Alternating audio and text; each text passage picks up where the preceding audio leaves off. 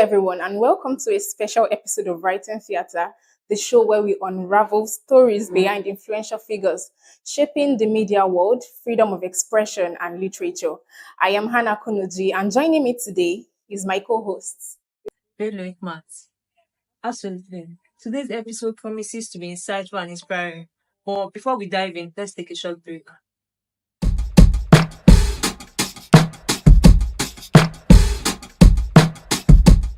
Welcome back. Today, we are here with a remarkable guest who has been at the forefront of promoting media freedom in Nigeria. Please join us in welcoming Mr. Edetaen Ojo, the Executive Director of Media Rights Agenda. Thank you very much. It's great to be on your show. Mr. Ojo, before the break, we were discussing your journey into advocacy. Can you share with us how you became actively involved in promoting freedom of expression, media freedom, and access to information? Well, I started my career as a journalist during the period of military rule. And as you can imagine, that was a very difficult time in journalism practice in Nigeria.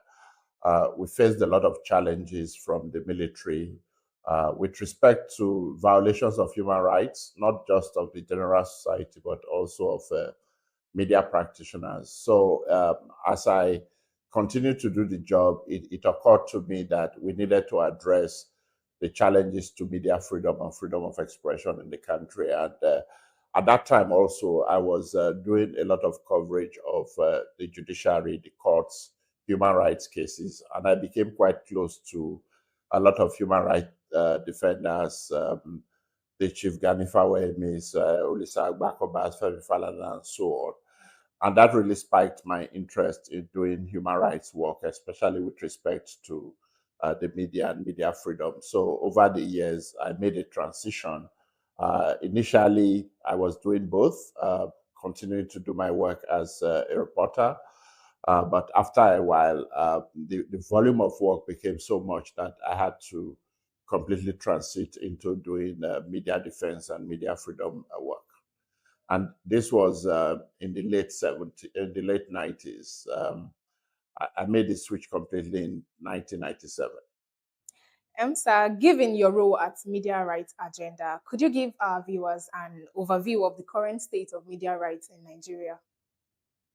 Well, unfortunately, I hate to say it's not really improved significantly. I think the challenges have evolved over the years because also of the way that the nature of communication has changed, the nature of governance has changed, but also fundamentally technology has changed. So when I started media practice, we didn't have the internet, we didn't have mobile phones in Nigeria. So it's difficult now to imagine that era when there were no mobile phones, there was no internet, there was no email. But as the technology changed, we started to face challenges in the online environment as well. And then also, at some point in 1999, we transited from military rule to democratic rule. We had thought that democracy would make it easier for journalists to practice, but unfortunately, that has proved not to be the case. So right now, we have a continuing difficulty for journalists across a range of issues. When we do the analysis of, for instance, the number of journalists that have been killed over the years, we find that by far more journalists have been killed in the course of their work under democratic rule than during the period of military rule, which is quite ironic. During the period of military rule, the military mostly used detention, so they could lock you up indefinitely for months, perhaps even years. But under a democratic system of government, that is difficult because journalists would immediately go to court and challenge their detention. So it appears that more and more journalists face other forms of attacks, including killing. And the figures show that the number of journalists who have been arrested, who are beaten up, whose equipment are seized and smashed, continue to go up. And then, of course, the environment also is not easier for getting information. So one of the things we had done in the late 90s was to promote a freedom of information bill in the hope that the existence of such a law would make it easier for journalists to get information. It took a long time for the National Assembly to pass the Freedom of Information Bill into law. That finally happened in 2011. But we find that the existence of the Freedom of Information Act has not really made it easier for journalists and other members of society to get information. So the challenges remain ongoing.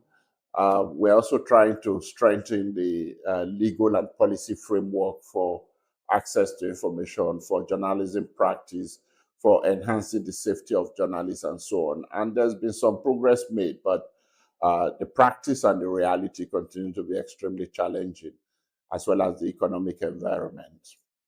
Sir, your advocacy for freedom of information is noteworthy. Can you share some key milestones and challenges in your journey to promote access to information? Well, in terms of milestones, so this was something we started thinking about during the period of military rule, that it would be good to have a law which gives everyone the right of access to information.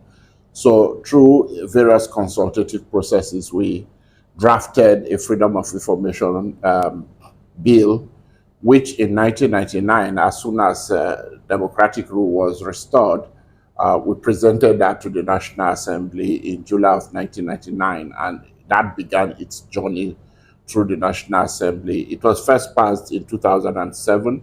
At that time, President Obasanjo was in charge. He was president of Nigeria, but he refused to assent to it. He refused to sign it into law. So although the National Assembly had passed it, it did not become law.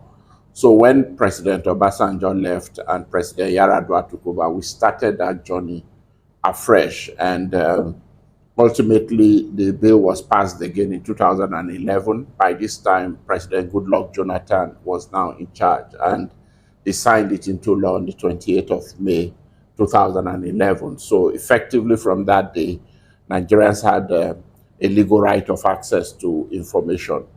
But that did not automatically change everything. A number of challenges remained. One of them was ignorance of a large number of the population about the existence of the law and how to use it. But there was also a culture of secrecy that had developed within government during the period of military rule and since then. So we have continued to try and promote the use of the law, trying to do awareness raising among different stakeholder groups, media practitioners, journalists, government officials, and other members of the society. Also to build capacity about how to use the law for routine reporting, for investigative reporting, and so on and so forth. So I would say that increasingly we are seeing some slight progress and differences in terms of the availability of information through the Freedom of Information Act, but a lot of work remains to be done for us to get to the position where we feel that information is now widely available to citizens.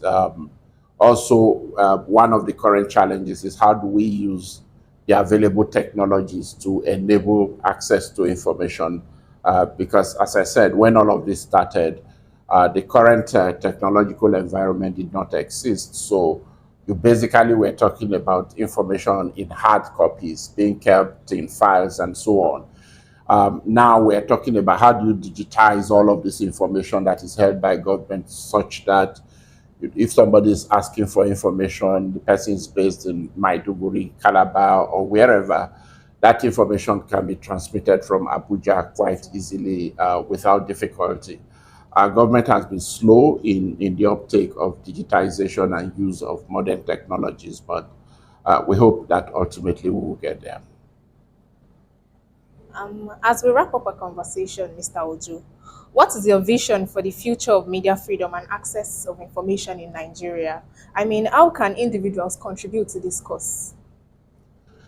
So in the current age, we're all talking about knowledge societies where people make money because of the knowledge they have, because of the information in their heads and so on.